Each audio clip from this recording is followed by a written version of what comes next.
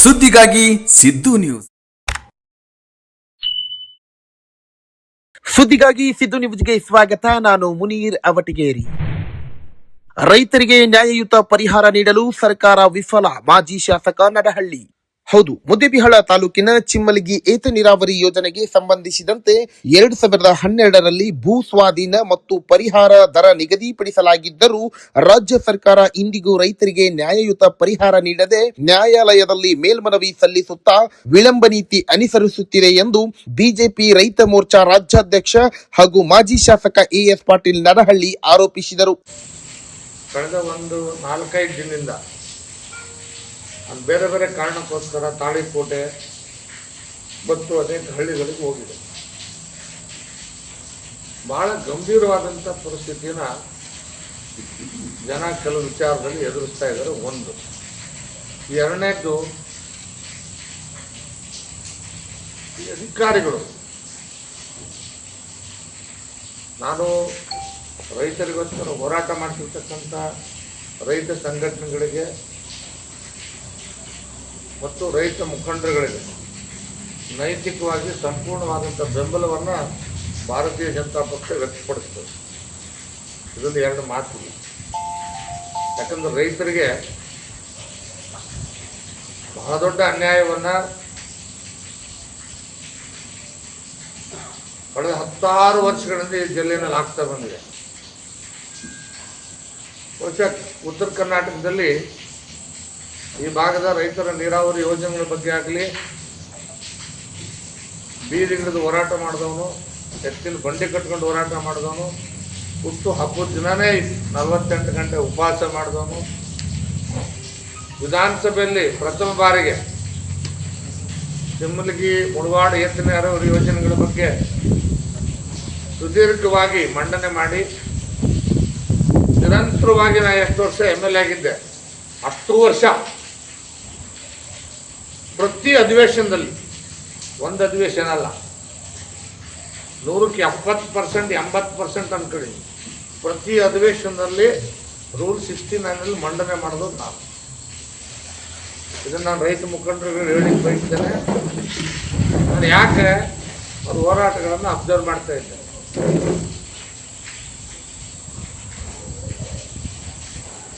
ಅಲ್ಲಿ ರೈತ ಸಂಘಟನೆಗಳಿಗೆ ದಾರಿ ತಪ್ಪಿಸುವಂಥ ಕೆಲಸವನ್ನು ಅಧಿಕಾರಿಗಳು ಮಾಡಿದ್ದಾರೆ. ಇದನ್ನ ಅವ್ರ ಗಮನಕ್ಕೆ ತರಲಿಕ್ಕೆ ನಾನು ಇವತ್ತು ನಿಮ್ಮ ಮುಖಾಂತರ ಬಯಸ್ತೇನೆ. ಭೂಮಿ ಕಳ್ಕೊಂಡವನಿಗೆ ಪರಿಹಾರ ಕೊಡಬೇಕಾಗಿದ್ದು ಕಾನೂನು, ನಿಯಮ, ಸರ್ಕಾರದ ಕರ್ತವ್ಯ. ಅದು ಕನ್ಸಂಟ್ ಹಾಕಬೇಕು. 2012ರಿಂದ ರೈತರು ಕೆಲವರೆಲ್ಲ ಕೋರ್ಟ್ಗೆ ಹೋಗಿದ್ದಾರೆ. ಅದು ನಮ್ದು ಹೊಲ ಹೋಗೈತಿ, ನಾನು ಹಿಡ್ಕೊಂಡೆ ಹೇಳ್ತೀನಿ. ನನಗೂ 1 ರೂಪಾಯಿ ಕೊಟ್ಟಿಲ್ಲ. ಇಲ್ಲೇ ಮುದ್ದೇಬಿಹಾಳ ನಗರದಾಗ ಹೋಗೈತಿ 2.5 ಎಕರೆ ಭೂಮಿನಂತ, 1 ರೂಪಾಯಿ ಪರಿಹಾರ ಕೊಟ್ಟಿಲ್ಲ. ಮೇನ್ ಕೆಲವರು ಮಾಡಿಬಿಟ್ಟವ್ರೆ. ಕೋರ್ಟ್ಗೆ ಹೋದ್ರೆ ಕೋರ್ಟಲ್ಲಿ ತೀರ್ಮಾನ ಆಗಿದೆ, ಕೋರ್ಟ್ ತೀರ್ಮಾನ ಪ್ರಕಾರ ಕೊಡಕ್ಕಾಗಲ್ಲ ಅಂತ ಇರೋದು.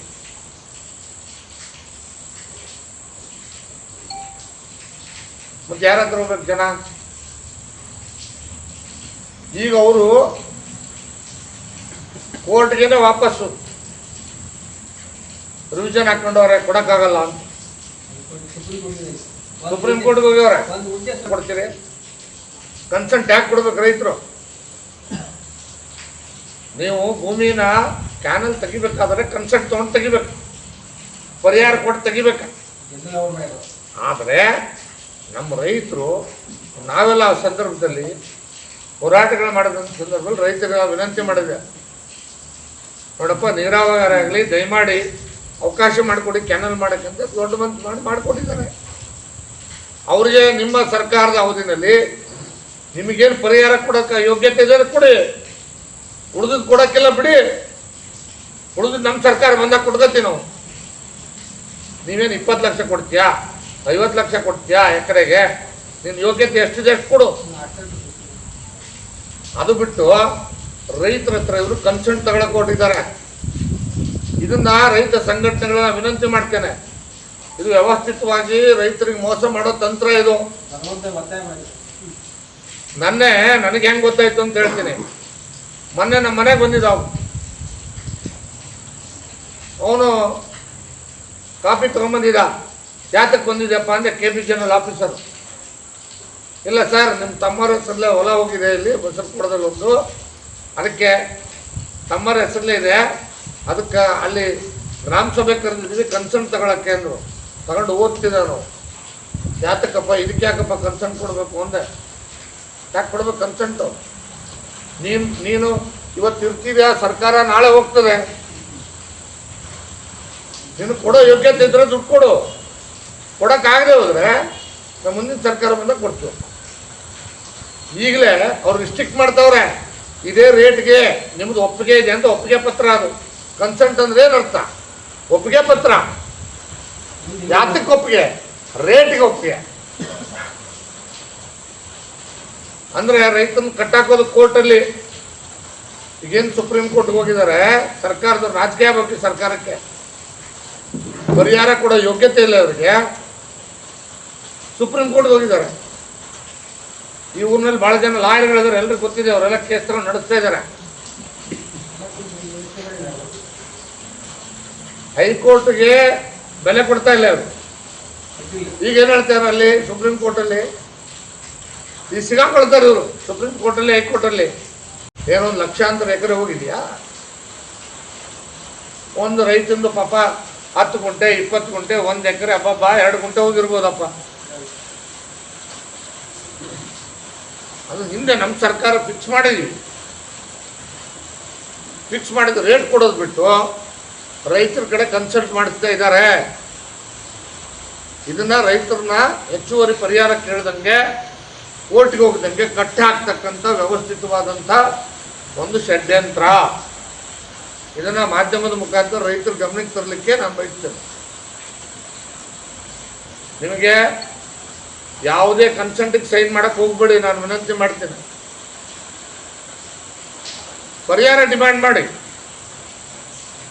ಏನು ಅವ್ರ ಅಪ್ಪನ ಮನೆಯಿಂದ ಕೊಡಲ್ಲ, ನಾವು ಕೊಟ್ಟರು ಅಷ್ಟೇ. ನಮ್ಮ ಅಪ್ಪನ ಮನೆಯಿಂದ ಕೊಡಲ್ಲ, ಅವ್ರು ಕೊಟ್ಟರು ಅವ್ರ ಅಪ್ಪನ ಮನೆಯಿಂದ ಕೊಡಲ್ಲ, ಸರ್ಕಾರದಿಂದ ಕೊಡ್ತಾರೆ.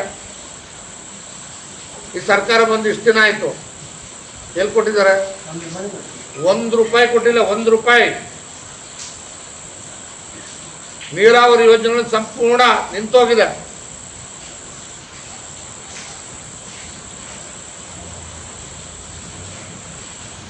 ಒಂದು ಪುಟ್ಟಿ ಮಣ್ಣು ತೆಗೆದಿಲ್ಲ. 1 ಪುಟ್ಟಿ ಮಣ್ಣು ಕ್ಯಾನಲ್ಗೆ.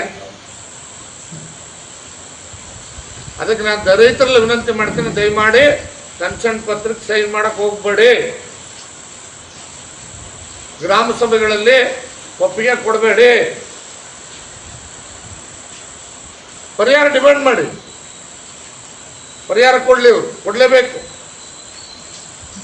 ನಾನು ಇವತ್ತು ಪತ್ರಿಕೆಯಲ್ಲಿ ನೋಡಿದೆ, ನನ್ನ ಮಾಧ್ಯಮ ಸ್ನೇಹಿತರು ಕಟಿಂಗ್ ಹಾಕಿದ್ರು, ನೀವೇ ನಂಗೆ ಬಂದು ನೋಡಿದೆ. ನಾನು ಮೊದಲು ಆ್ಯಕ್ಚುಲಿ ರೈತರಿಗೆ ಕೊಟ್ಟು ಮಾಡಬೇಕು. ಹಾಗಂತ ನಾನು ಕಾಲುವೆ ಮಾಡಿದ ತಪ್ಪು ಅಂತ ಹೇಳಲ್ಲ. ನಾನು ರೈತರಲ್ಲಿ ವಿನಂತಿ ಮಾಡ್ತೇನೆ, ದಯಮಾಡಿ ನೀರು ಹರಿಯುವಂಥ ಕಾಲುವೆಗಳನ್ನು ಯಾವನ್ನೂ ಬಂದ್ ಮಾಡಕ್ಕೆ ಹೋಗ್ಬೇಡಿ. ಆಲ್ರೆಡಿ ನಿಮ್ಮ ಹೊಲಗಲ್ಲಿ ಕಾಲುವೆ ಹಾಕ್ಬಿಟ್ಟಿದ್ದಾರೆ, ನೀರು ಹೋಗ್ತಾ ಇದೆ. ಪಾಪ ಅಲ್ಲಿ ಈಗಾಗಲೇ ಮಳೆ ಬೇರೆ ಇಲ್ಲ, ಕೆರೆಗಳು ತುಂಬಿದ್ರೆ 4 ಜನ ದನಕರುಗಳಿಗೆ ನೀರು ಹಾಕ್ತಾರೆ.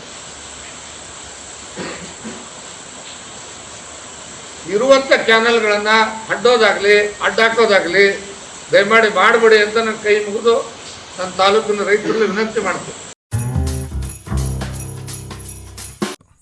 ಜಾಹೀರಾತುಗಳಿಗಾಗಿ ಸಂಪರ್ಕಿಸಿ. ಹೆಚ್ಚಿನ ವಿಡಿಯೋಗಳಿಗಾಗಿ ನಮ್ಮ ಚಾನಲನ್ನು ಶೇರ್ ಮಾಡಿ, ಹಾಗೆ ಸಬ್ಸ್ಕ್ರೈಬ್ ಮಾಡಿ. ಯಾಕೆಂದರೆ ನಮ್ಮ ಸುದ್ದಿಗಳು ನಿಮಗೆ ಬೇಗನೆ ತಲುಪುತ್ತವೆ.